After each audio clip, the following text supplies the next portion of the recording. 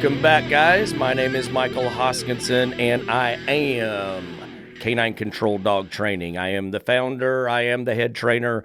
I'm the only guy that works there, actually. So I'm the whole kit and caboodle. And you are listening to K9 Convos. I appreciate you tuning in. This is going to be our second part. I'm hopefully going to finish this up today on separation anxiety. I think if you were watching last time, you know I had anxiety by the end of that. I did almost an hour and 45 minutes in. I was absolutely frustrated at the point of the information that is given to people about dog training. And again, this is why I'm doing this whole thing.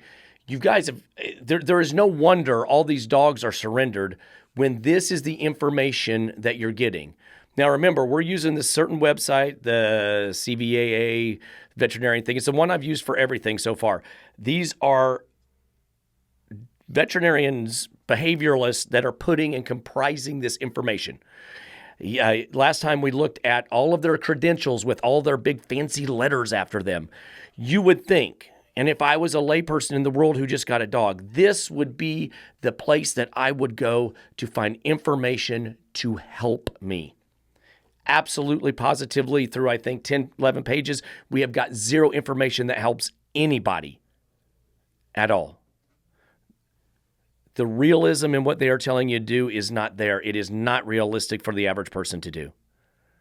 The information they are giving you to try to help you has done nothing to provide help, not even an understanding as to why we have separation anxiety.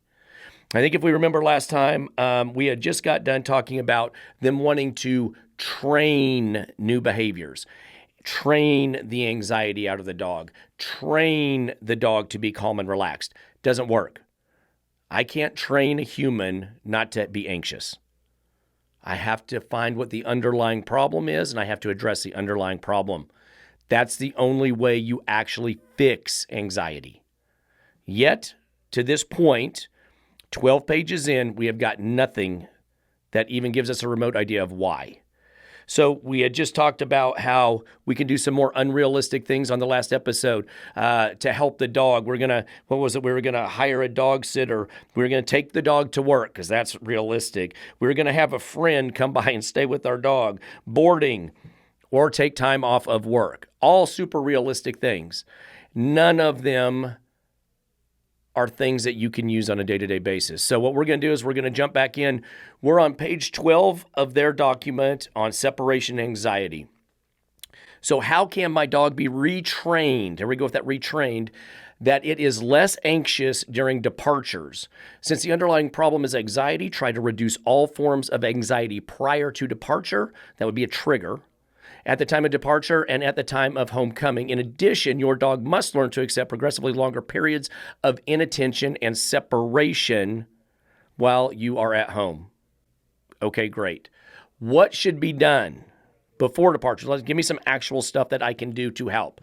Before any lengthy departure, provide a vigorous session of play and exercise. This not only helps to reduce some of your dog's energy and tire her out, but also provides a period of attention. A training session can also be a productive way to further work with your dog. Wouldn't every interaction, wouldn't you want it to be a work session where you're interacting in a way that the dog's learning something? For the final 15 to 30 minutes before departure, your dog should be ignored. It would be best if your dog were taken to her rest and relaxing area with a radio, TV, video playing, as above, we talked about again. You can then prepare for departure while your dog is out of sight and earshot at this point. Provide the dog with some new motivating toys to keep her occupied and distracted before and during your departure. All right, so let's look. Play and exercise vigorously. Tire her out. How long is that going to take you? How long does it take you to tire your dog out? Does a 30-minute dog tire your dog out, or does it come home and get a drink of water and try to keep going? 45-minute walk, hour walk? We have to go for a 30-minute walk and then play ball in the backyard for 15, 20 minutes? What happens if your dog doesn't like to play ball and doesn't chase and bring it back? What's that going to look like for you? You're going to be getting up at 4:30 in the morning to try to prepare for your departure. And all the while, keep the dog distracted while you depart. It ain't going to work, guys. You think the dog's not going to figure this out after about day 3, what's going on? Of course it is. It always does. The dog is generally out thinking it's human every step of the way. Let's move on to the key to avoid as many of the departure cues or triggers as possible so that your dog's anxiety doesn't heighten before you leave. Brushing your teeth, changing into work clothes, or collecting keys, purse, briefcase, or school books are all routines that might be able to be performed out of the sight of the dog. You might also consider changing clothes at work, preparing and packing lunches the night before, or even leaving the car at the neighbor's so that your dog wouldn't hear the car pulling away from the drive. Avoid saying goodbye because this will only serve to bring attention to the departure. It's about the only thing in this whole page that makes sense. Another alternative is to expose your dog to as many of the cues as possible while you remain at home so that they no longer are predictive departures. Blah, blah. Okay. So, what the absolute hell are we going to do? Not brush your teeth. Can't brush your teeth anymore. What are you going to do? I mean, legit, your dog's a Velcro dog. That's what part of the separation anxiety. It's there. What are you going to do? Lock yourself in the bathroom? No, because the dog's going to scratch and jump and bark until you scratch the door and bark at you until you open it up. Don't change into your work clothes. Whatever you do, don't change into work clothes. That's going to cue the dog off. Can't grab your keys. Well, how the hell are you going to leave? Don't take your purse anymore. Leave your briefcase or school books there. Those are all going to be triggers to set the dog off. We have to do all of that out of the sight of the dog. What is your morning going to look like? You just went for a 30-minute walk. You just spent 15 to 20 minutes outside playing fetch with the dog. Now we got to run inside. We got to take a shower, brush our teeth, change our clothes, grab our purse, our briefcase, get our keys and get to the door, and the dog never see us. Super realistic. You know what? Why don't we just change at work? Sounds reasonable. Just take your clothes. I'll change at work. Everybody's got a bathroom at work they just step into and change. Hey, Bob, you noticed you went into the bathroom wearing your joggers this morning. What you got going on? Oh, nothing. I can't change at home because it upsets my dog. Pack your lunch the night before because you don't have anything else to do the night before. Didn't they just tell us we're supposed to be putting the dog on the bed for 30 to 45 minutes to an hour and doing our prolonged stays? So now I guess after the dog staying over there, I have time to go pack my lunch. Yeah, I like it. Leave the car at the neighbor's house. These people have like PhDs. And this whole article was to help you fix separation anxiety. And this is what you're getting. None of it makes sense. None of it is workable. And then, just to show you how intelligent they are, now then, if you can't do that out of the sight, then overexpose the dog and desensitize them of it. We are either all in or all out, aren't we? It's the absolute most ridiculous thing ever. If I had to change my routine that much, I'm going to tell you who's going to have anxiety every morning. That's me. Because by gosh, we don't want to tell the dog no when it can't do something. We're going to change everything that we do. That's really making that relationship just thrive. Let's move on. What should I do if I come home to a mess? Ugh. If your dog has been anxious during this departure and has led to destruction or house soiling, then anything you do may increase your dog's anxiety. Anything I do. Like coming home?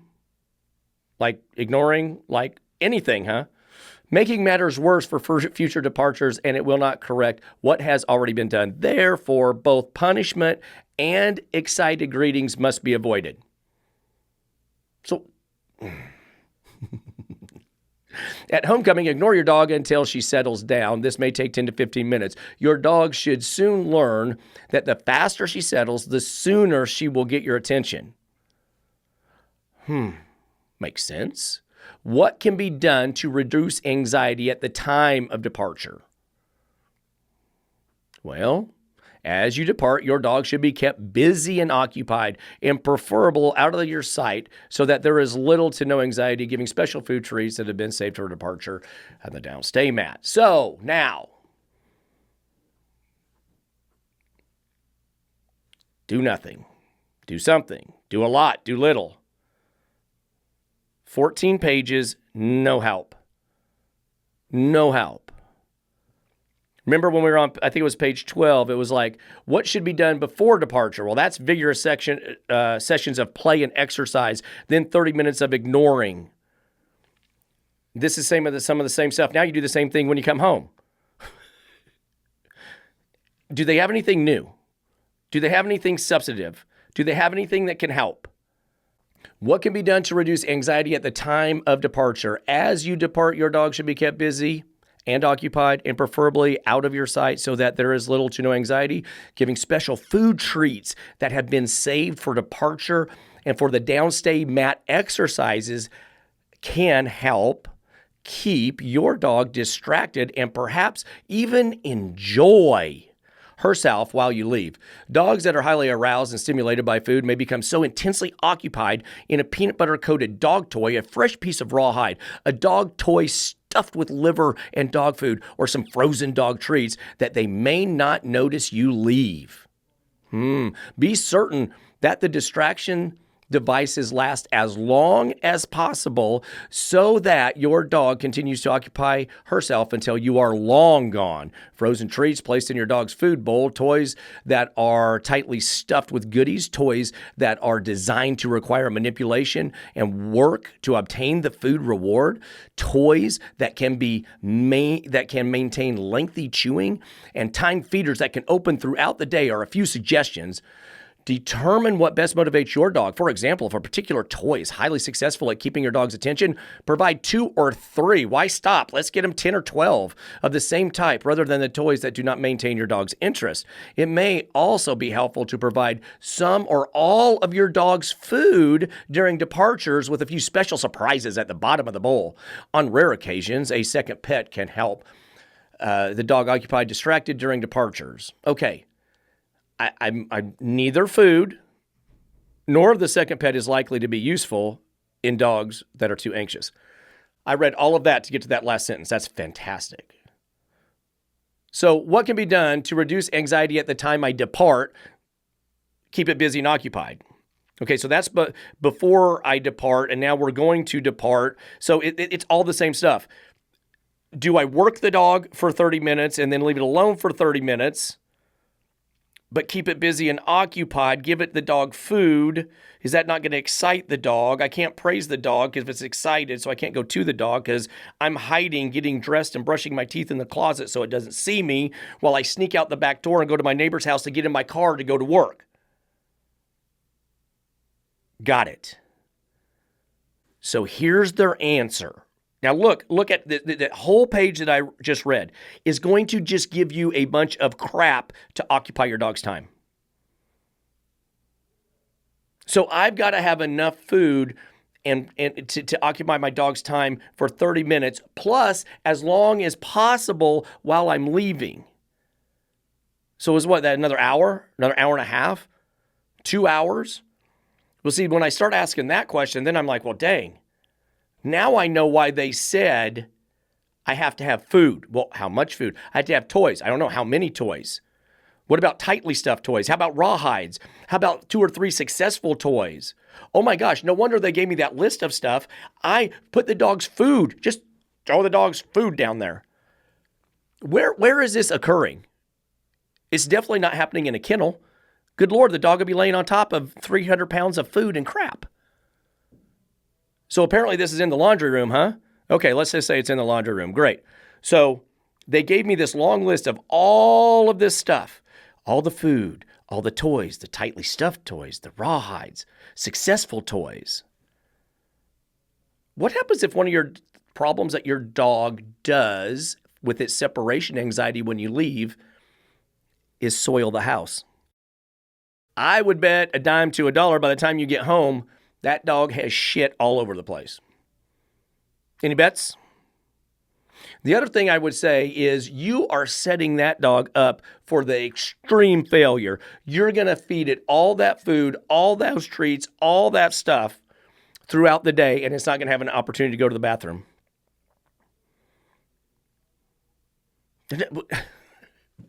Food, food, food, food, toys, toys, toys, toys. Redirecting, trying to make it forget about it, training it not to be anxious. None of that stuff is going to fix separation anxiety. It's not. It won't. But hey, listen. This group that wrote this, they wrote this with such an amount of information that can't be challenged. They are so all-knowing. Yet, after all of this, we get to the bottom of this page, and a second dog, and neither food nor the second dog may be useful if the dog is too anxious. So you're telling me I got all the way through page 15, and now you're going to admit to me that it might not be successful. Well, it's likely not to be successful with a high anxiety dog. Well, what's a high anxiety versus mid anxiety versus low anxiety? Will it reduce the high anxiety dog to a mid-level anxiety dog? Have these people even ever trained a dog?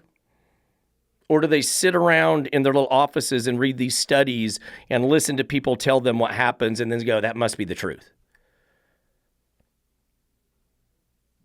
All that stuff that they've been telling you, yet it may not be successful. Perfect.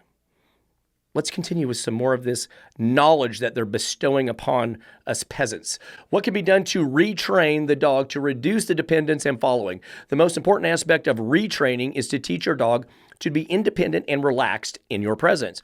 Only when your dog will stay in his bed or relaxation area, rather than constantly following you around, will you be ready to begin mock or graduated plan departures.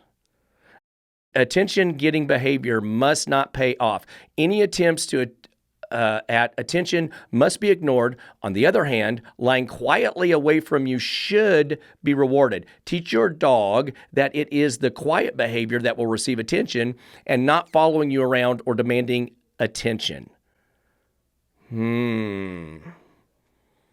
Teach your dog to relax. That's what we want to do. We want to teach your dog to relax.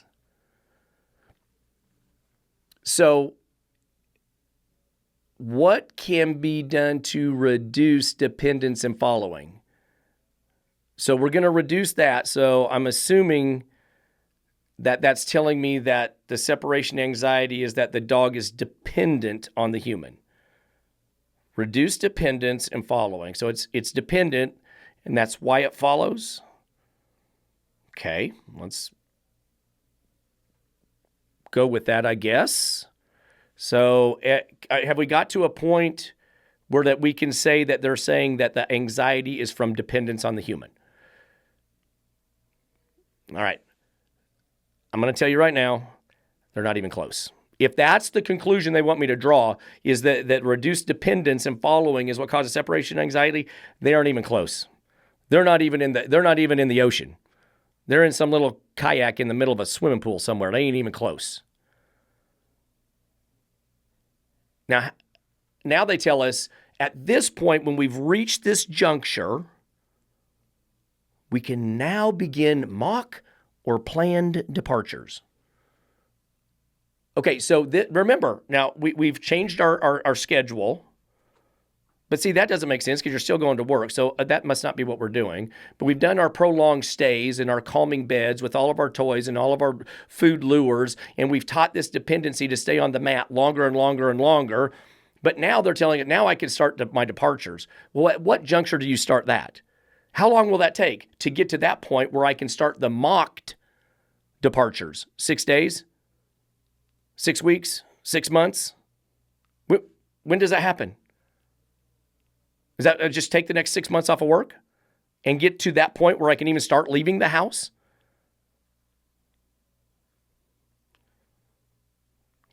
And then we go into, ignore your dog. Don't let it settle. And then when it settles, we're going to reward it, right? With us, we're going to go praise the dog. So we're going to go to the dog and give it attention for being calm and away from us. And as soon as I go over there, what's going to happen? The dog's going to become excited and it's going to start following me around. And it's going to start going everywhere I go again. And it's going to get all excited again. I guarantee it. And you know it too. Your dog's laying there or laying somewhere and you walk over to it. You bend over and, oh, Fluffy, I love you're doing so good. I can't believe you're in your bed being so calm and relaxed. As soon as you stand up and walk away, what's Fluffy doing? On your heels, jumping on you, following you everywhere you go. You know what happens. You know that's what's going to happen. Don't even act like you don't. But don't worry. 3 or 4 years from now, you should have this separation anxiety fixed. This is unique because, look, this is a serious question for the people that wrote this, for my FF, my positive plus, my R plus, whatever you guys are these days. The dog is dependent on me, the human. That's what it says. That's what you would tell me. Well, if the dog needs you to feel safe and secure, how aversive is it for you to withhold that from the dog? Is that not one of the most aversive things you can do, is withhold you from the dog? Don't give it attention. You only have to do it at the right time. No, Michael, we're not doing that. We're only doing it at the right time. Well, how many weeks does it take before the dog even starts to settle into a point where you can start giving it attention? And then that attention doesn't cause the dog to spin out again. Then you start ignoring the dog again. So you're telling me to deny the dog the very thing it needs, according to this article. So this is what I think. Either number one, this whole thing is just bullshit. UFF trainers, your positive plus, R plus, quadrant trainers, it's all bullshit. You all are just spewing these feel-good vibes, talking your shit, and it ain't gonna help nobody. It has nothing to do with anything. You sound all fancy and educated. That's what people do today. They don't have discourse. They talk about how educated they are and how uneducated someone else is. They're going to rely totally on science, not on works, not on what they've done, not a body of work. They can't bring me 300, 400, 500 dogs that they've trained with separation anxiety and done it that way. Oh, it works. It works. I'm telling you, Michael. So either everybody's full of bullshit and spreading this lie, this little propaganda to get everybody to go down this road of, oh, we need to do it this way because look how intelligent these folks are. Look at all the letters behind their names. They must know what's going on. So this must be the answer. Bullshit. Or there's a second choice. Y'all have no damn idea what separation anxiety is, and therefore you have no damn idea how to fix it. Maybe it's a combination of the both. But I digress. Let's move on because I'm sure we have a few more pages where we're going to get some good information. So, where are we at?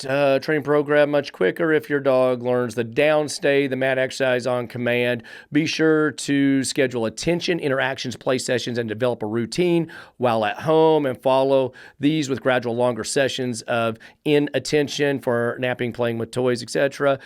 To try and approximate your time of departure. Your dog should get used to this routine so that you can depart while he is calm. How can I teach my dog to accept my departure? Formal retraining. Formal retraining. I'm just on that. I have some of my clients go, hey, my dog's acting up again, Michael. He untrained or he backwards trained. Good. For formal, I need to take him for some formal retraining. Should be directed at teaching your dog to remain on his mat, in his bed or in his crate or den area for progressively longer periods of time. You may need to begin with food lures exercises, starting with the downstay and gradually increasing the time and level of relaxation. How are you going to increase the level of your dog's relaxation? Got a little masseuse over there rubbing on it, a little fan and some figs. Yeah. Once your dog will stay in your presence, begin to walk away and return, beginning with just a few feet for a few seconds and progressing over time to leave the room for 30 minutes or longer. Hope your work is not 10 hours a day. Reward with quiet play or attention sessions, right? Perhaps coming back and giving a gentle massage.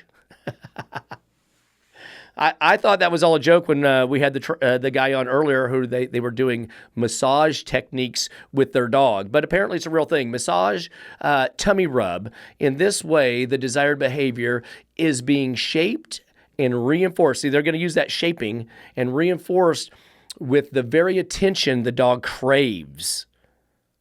Remember how that attention at other times, especially on demand, encourages the dog to follow and pester rather than stay in his bed and relax.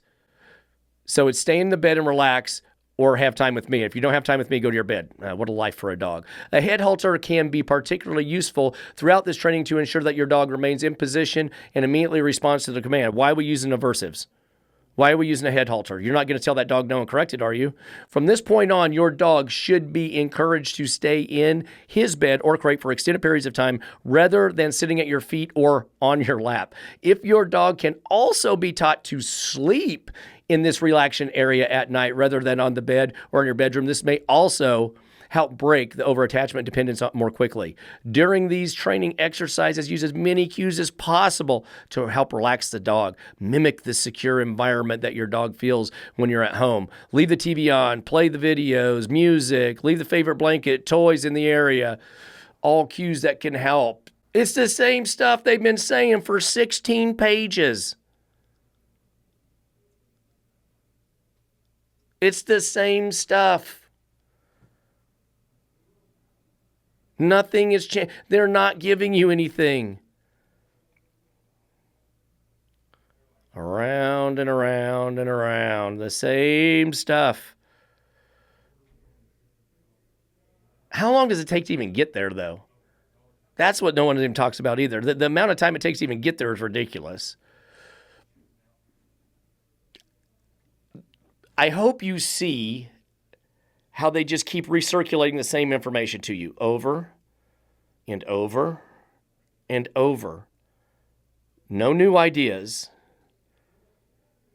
Nothing different to help.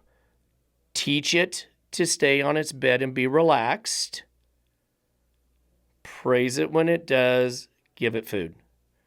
Change your routine. Just do that. Keep doing that. Keep doing that. Keep doing that. Keep doing that. Keep doing that. Take 6 months off work. It's absolutely crazy.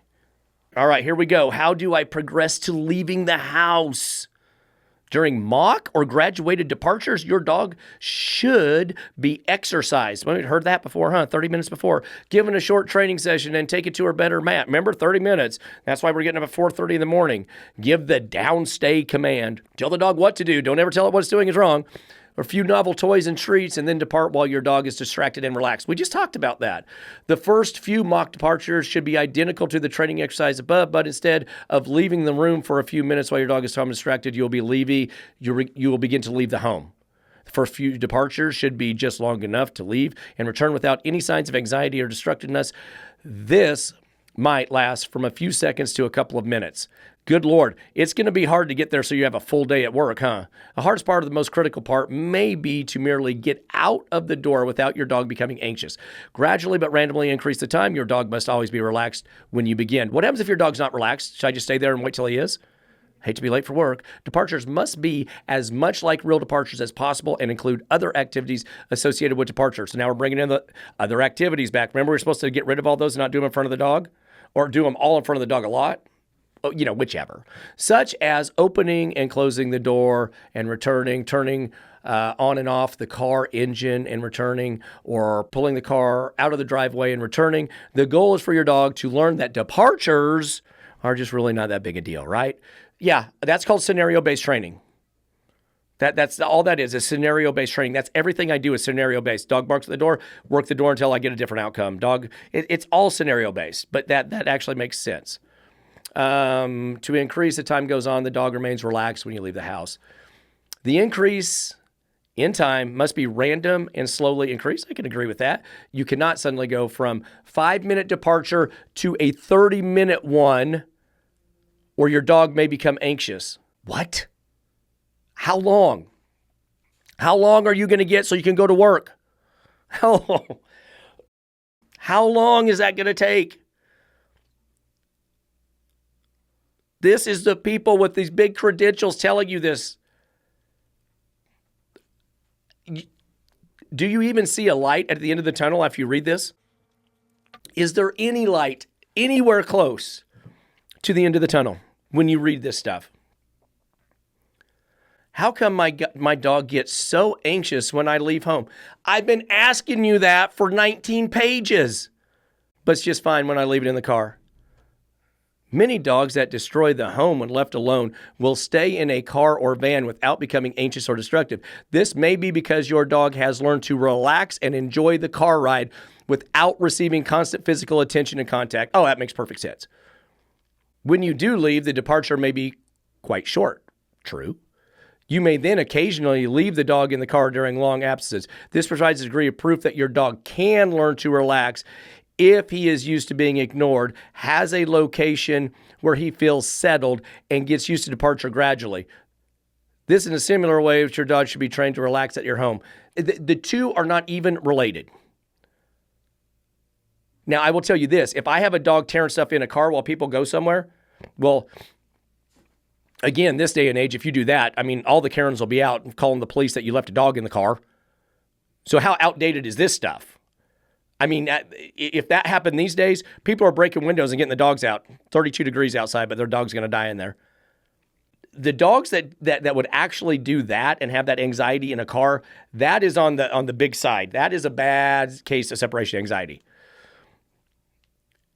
But it's the two could not be further away from each other when it comes to actually understanding what's going on. It doesn't mean that the dog is calm and relaxed in that scenario. The dog is fully aware of the fact you're going to be gone for 15 minutes and be back. The dog also is fully aware when you get up in the morning and put a certain pair of shoes on, whether you're going to work or staying home. The dog learns repetition. That's what you people don't understand. Dogs learn repetition, and as they learn that repetition, it happens very quickly. So I'm going to get up at 4 o'clock in the morning. I'm going to take my dog for a 30, 40-minute walk. I'm going to play ball for 15 to 20 minutes in the backyard. You're going to go to your mat. You're going to lay down, and you're going to play with a few toys for 30 minutes. And then before I sneak out, I'm going to come dump a bunch of food and crap in there to keep you busy as I depart. You know what? It's going to work till Wednesday. And I bet you $1 million by Wednesday or Thursday that dog starts showing signs of anxiety, because guess what the new cues are that you're leaving? Yeah, that new routine you just established. It's not like the dog eats on all that food and does all that stuff for an hour after you leave and then goes, I'm good. No. Then the dog barks and goes, hey, where'd the hell Dad go? And he barks again and he whines again. And then all of a sudden he goes, you're not here. And you really think that all of that, even if you do it perfectly the way they want you to, you think all of that dog's not going to learn that new routine, and the cue of you leaving is not going to be you giving him that food when you leave, or you putting him in that room when you leave? You really think your dog's that stupid? Your dog will catch that new routine by Wednesday or Thursday. I guarantee it. But don't worry, let's talk about drugs.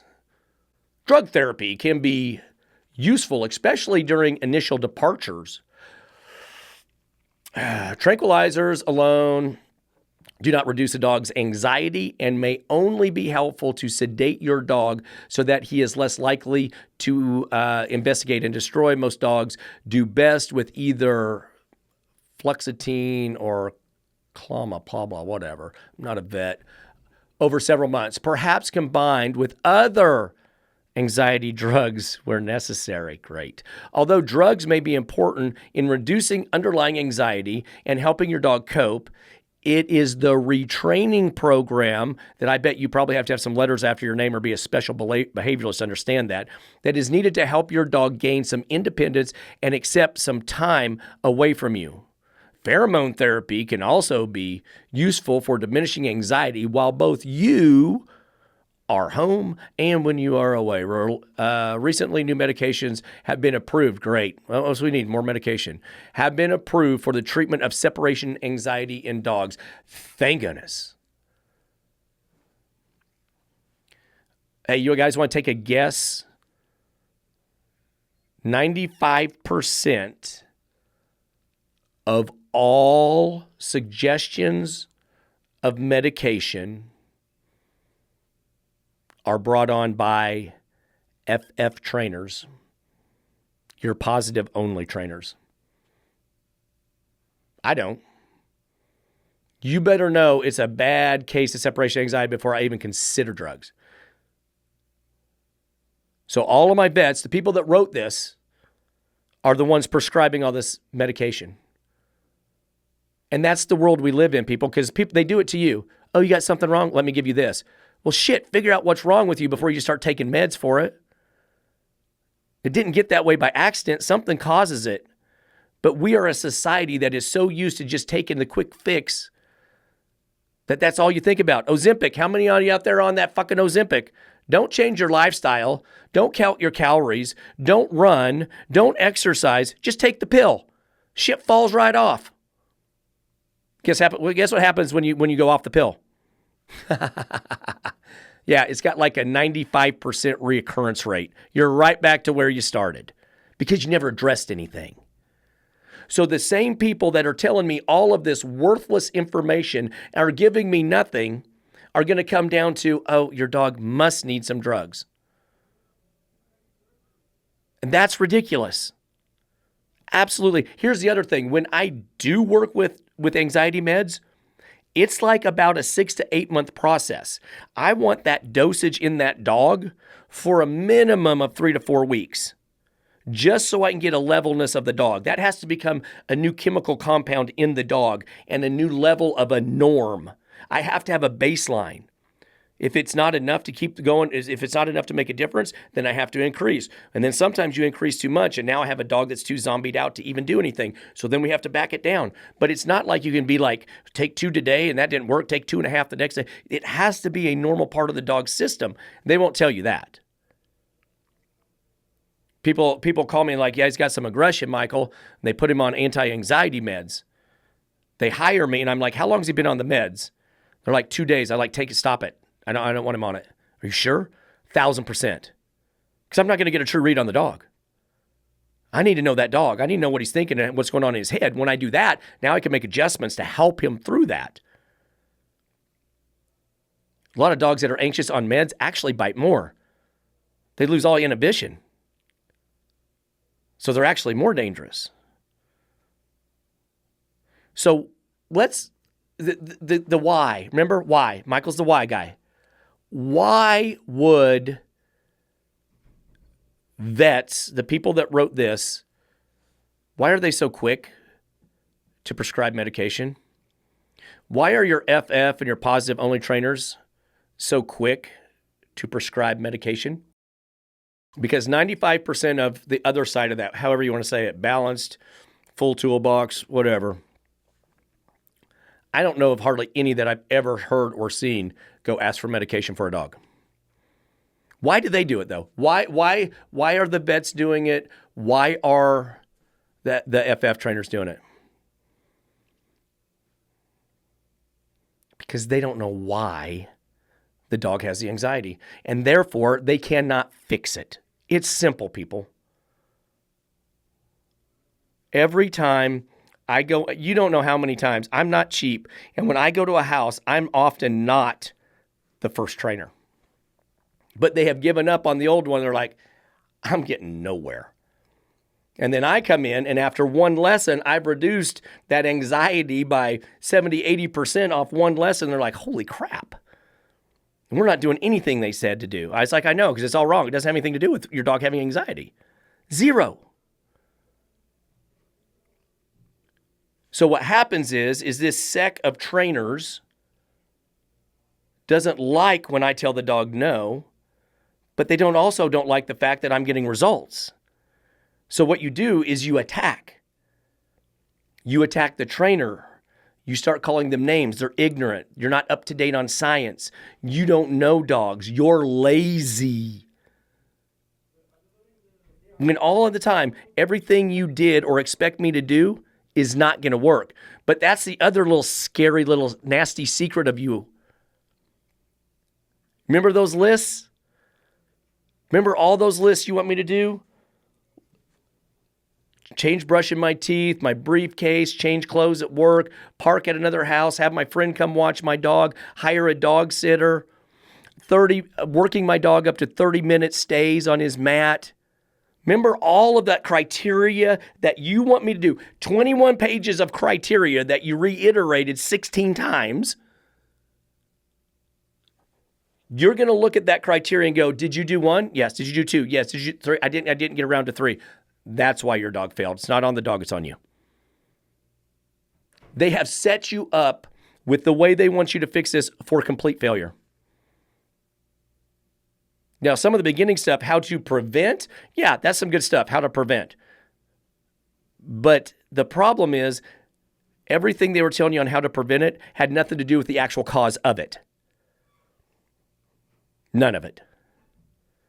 And that's what's going to be fun to do as we start going through this. And when I put out to you how I perceive separation anxiety, what I see with separation anxiety, and how I fix it,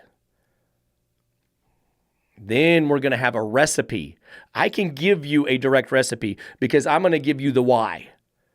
I am going to give you exactly what is going on, and I'm going to tell you characteristic of the dog. And we're going to talk about all of that. And then I'm going to give you a step-by-step program to fix that. It's not as hard as they want you to believe it is. It definitely is not going to take me 21 pages of me repeating myself 45 times to get my point across.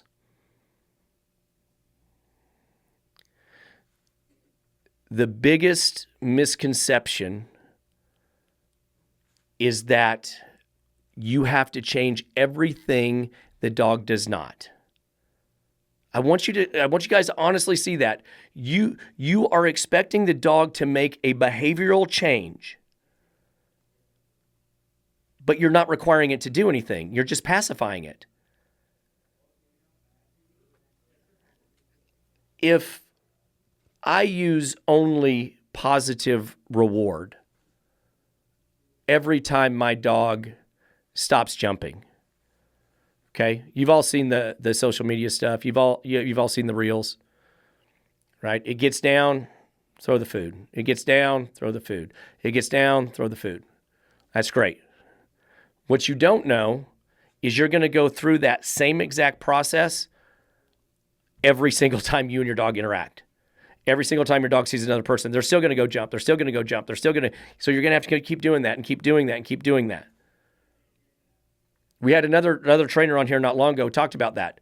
It's wholly possible, but you're constantly going to have to be doing it. It's not like you're going to wean off the treats one day and the dog's not going to jump. The odds of that are minimal. They won't tell you that, but that's the truth. That's why you don't see any of these dog trainers out with their dog with no treats. But what if I actually told the dog what it was doing was wrong? What if you convey a message to the dog that current behavior is not desirable and I would like you to change it? So think if I had negative consequence for bad behavior, follow it with a positive reward for change of behavior. Instead of just change of behavior, positive reward. You would have to just naturally assume, since I'm doing twice as much, instead of just positive reward. I'm doing negative consequence and positive reward. I should at least, at the bare minimum, be able to fix a behavior twice as fast. And what's funny is that's not actually the case. I can fix it about 75 times faster using both methods. There's no guessing for the dog. You know why it takes so long? The dog never got in trouble for the behavior. Well, if the dog never gets in trouble for the behavior, what's motivating it to change the behavior? You throwing food on the floor? Well, that's fine. What happens when the dog's not hungry? What happens if you got a scared dog? They don't eat food. They don't care about food. What happens when grandma comes over? They love grandma. Grandma's a little short lady. She squeals and whines. Woo, my God, get the dog, get the dog. That food's not stopping the dog then, is it? Food's not stopping the dog when it sees another dog. Wants to pull and bark and growl. The food's not, there is only one side of the equation. Why do you believe your dog is so ignorant that you can't tell it no? What's the worst that would happen if you told your dog no, gave it a consequence for the behavior, and it changed the behavior? Aren't we trying to do everything we possibly can for the dog to give the dog the best chance? Aren't we doing everything we can do to actually educate the dog as to what we need it to do? But then we're not taking into its emotions and its feelings because we're telling it no. Damn it, people, you get told no every day. You're not hurting your dog's feelings telling it no. You want to know what happens when you don't tell people no?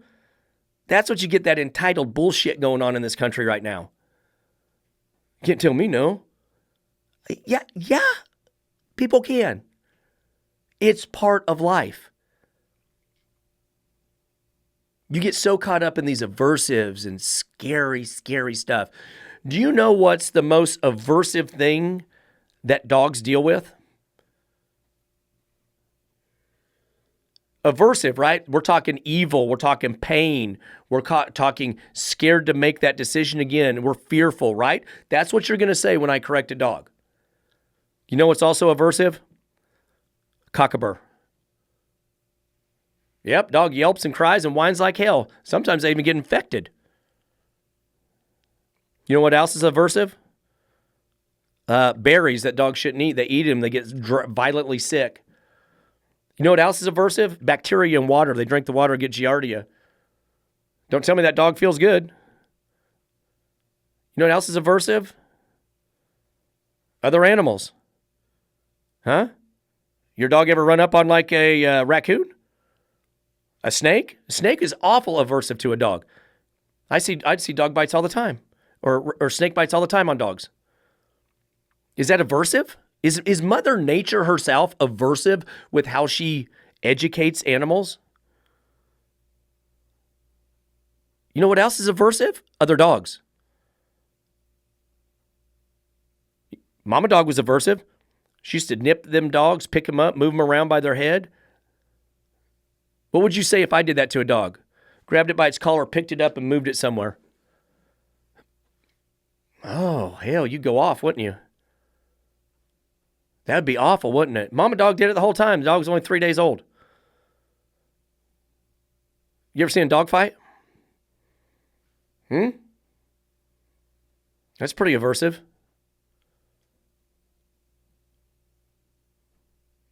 You got to get over the fact that you think everything is bad. You got to get over the fact of telling your dog no is bad.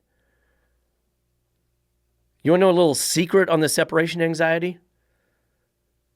You're going to have a fearful dog. It's going to be timid to shy, guarantee it. 1,000%, every one of them. Confident dogs don't get separation anxiety. Confident dogs are good to go. It's the timid ones. It's the fearful ones. And guess what you do with a timid, fearful, shy dog? You coddle the shit out of it. And you fill that dog with anxiety by doing that. I'm going to give you something really, really simple to think about, okay? When your dog does something good, What do you say and how do you say it? Most people go, yes, good puppy, good job, way to go, Fluffy. Right? What do you say when your dog acts scared?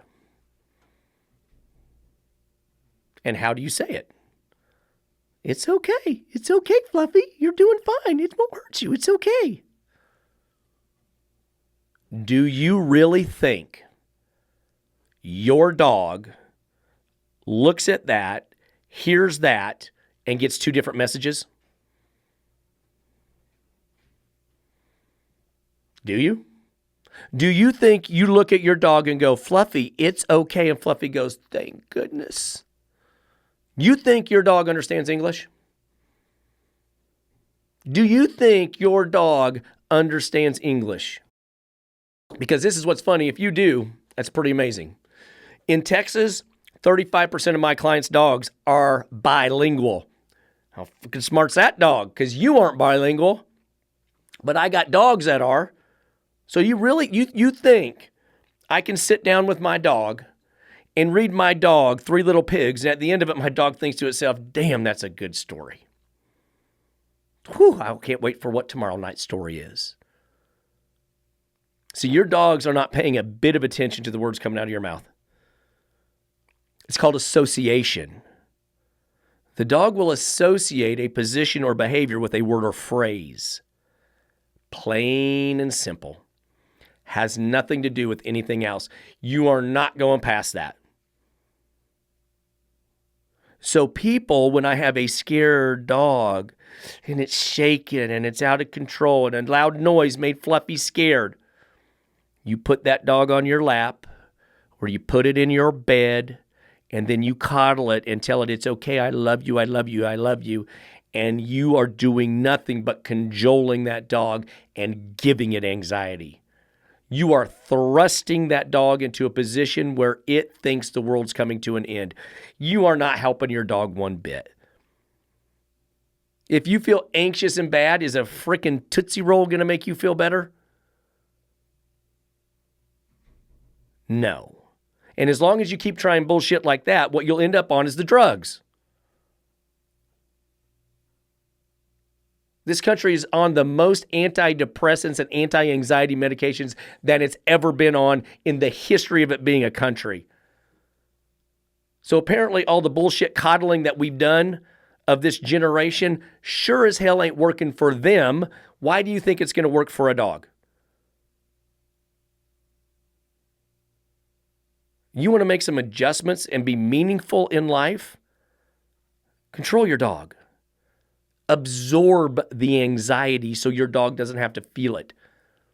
What do parents do for their kids? I absorb their anxiety. I work to take it from them so they don't have to bear that load. If they're fearful, I absorb that fear and take that fear from them so they don't have to be fearful. Whether they're anxious or sick or whatever it is, as a parent, as a dad, I absorb that and take it on myself so that it doesn't burden them and hold them down. I don't tell them it's okay. My kid, it's okay. You'll puke for 3 or 4 days, but you'll live. Absorb it and take it from your dog so your dog doesn't have to feel that anxiety and stress. And the biggest thing, I'm going to tell you this right now. I hope someday this gets big so I can people will blow this up. You people out there peddling positive only, peddling force-free, painting this rainbow and butterfly picture of dog training. You either don't do dogs, you do a very small percentage of dogs compared to real dog trainers, or you just don't care and all you're trying to do is line your pocket. Because you're not helping. There are more dog trainers now than there were 10 years ago. There are 100 times more dog trainers now than 10 years ago. Why are more dogs in the pound? If all these dog trainers out here are doing such great work, how come there's more dogs in the pound? And all these dog trainers that are coming out right now, they don't train like me. They're all force-free trainers. They're all positive trainers only. So what's the correlation? Why do we have more dogs being surrendered, more dogs with behavioral issues than ever before, but more trainers? What's going on? I thought trainers were out there to help people have a relationship with a dog. I would hope at the very freaking least, every trainer out there today is trying to keep dogs out of the pound, trying to keep dogs from being euthanized. I mean, why else are you training dogs? You're not doing it for the money, are you? Are you doing it for the clicks? Huh? You doing it for the money? You doing it for how many likes you can get on something? If it was so good, how come more dogs end up euthanized every year with more trainers out there? And all that you guys want to do is condemn those that are out there helping. Condemn those that are out there working hard to keep dogs in home. Condemn those for being lazy, uneducated, unwilling to change. You're barbaric in your ways. You don't really love dogs. Y'all are the same people that won't help others do better. You think you're gonna take the 82-year-old widowed lady that just got the 80-pound dog? Yep, one I'm working on right now. And you think I'm gonna go in there with a treat bag and fix that dog from jumping on her? You think I'm gonna buy a bunch of damn treats and get a dog over separation anxiety that's biting out of its kennel, tearing up its face as it comes out of the kennel? No. Do you think throwing hot dogs at a dog that's trying to kill another dog is going to fix it? No. Do you think more treats and more outside time is going to stop a dog from marking territory in a house? No.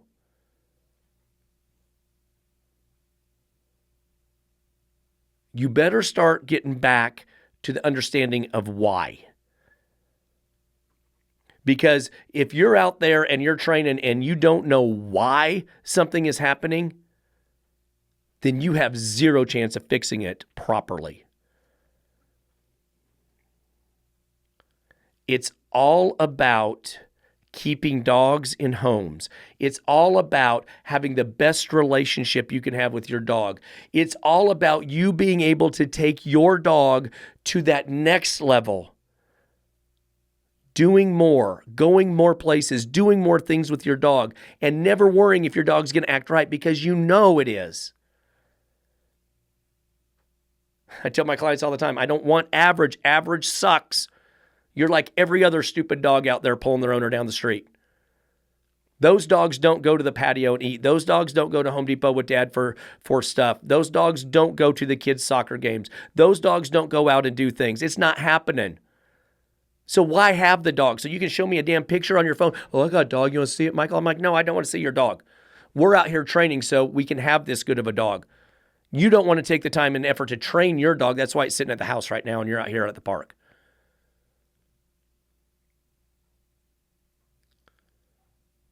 I had one of my clients just last night tell me, because I'm the second one. I'm their second trainer, right? And they had this list that their first trainer gave them. And they had wrote it. They had one of the refrigerators that you can ride on. And it's 16 words. She was going to teach the dog 16 words. Leave it, drop it, off, down, all that crap. And he was confused. He's like, we're just getting rid of all those. I'm like, yep. We're going to use no for everything. I was like, yeah, if the dog's messing up, just tell it no. Okay. So I come back last night on lesson 2. And he's like, yeah, it's a lot simpler. I'm like, yeah. I said, who's catching on really fast? And he looks at me, he laughs, he goes, are you referring to me or the dog? I'm like, well, I bet it's both, isn't it? He goes, actually it is. In 2 weeks, we fixed more problems with that dog than that other trainer did in like 6 lessons. And what's funny is that then the mom looked at me and goes, well, our friends told us about you, and they said, he's pretty strict. He's going to be tough on you, so be ready for it. And I said, am I? She goes, in the best way ever. Because we took their dog for a walk. Mom had the baby in the stroller, pushing the baby. Dad had the dog. And that dog walked. Second lesson, 10-month-old lab. That dog walked with Dad had the leash in the pocket by the third house. Yeah, it was on a pinch collar. Dog wasn't pulling. Wasn't dragging. That's what it used to do. They didn't even go for walks together anymore. And they're like, we love to walk, but we can't take the dog because it acts stupid. They went for a walk. They were never so happy in their life.